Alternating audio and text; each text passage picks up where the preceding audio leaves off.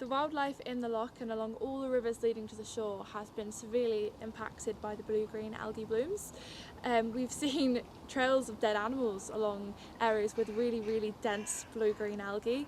We've seen awful water quality testing which show levels of E. coli and blue-green algae in fecal samples, and this is just not normal and it has to stop. 12% of wildlife species in Northern Ireland risk extinction, which is extremely serious and needs to be taken more seriously. Like, that means forever.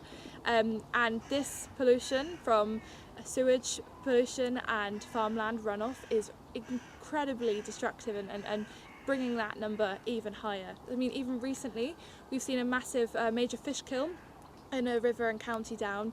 It was a mass pollution event which has wiped out generations of young trout and salmon populations which were already in severe decline, and scientists have predicted that that's going to severely impact the populations there for at least another 10 years, and these are things that are happening across the country all the time. So we really need to get on top of this. We need an environmental system to be heavily regulated. We need tougher fines. We need independent environmental protection, and we need extra eyes looking at the polluters. We need to talk to the polluters to make sure that they are changing their ways, not tomorrow but now.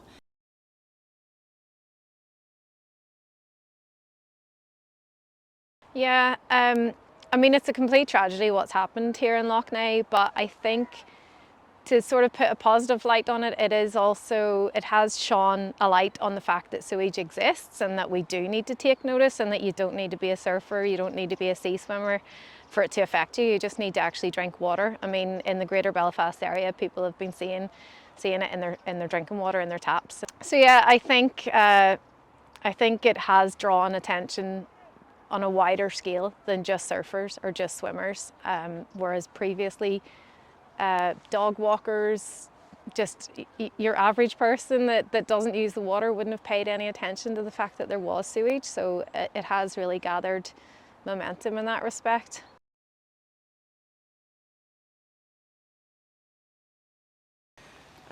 I honestly believe that our government are the ones that are responsible. We know that this hasn't just happened this year.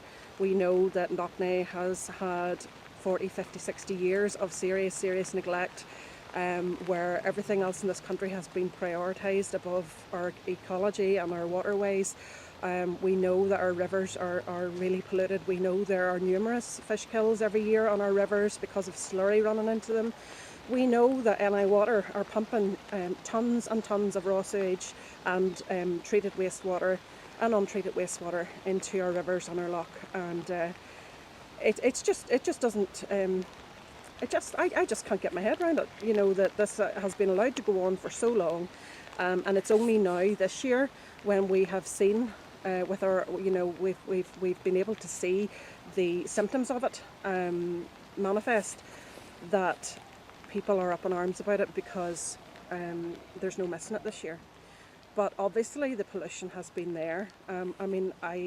This year I set up a group called Save Our Shores, really in response to the lack of action that was happening for the algal blooms on the loch. And through that I've got speaking to so many people from so many communities, particularly the anglers, who are very vocal, and they've been saying that we've been crying for years.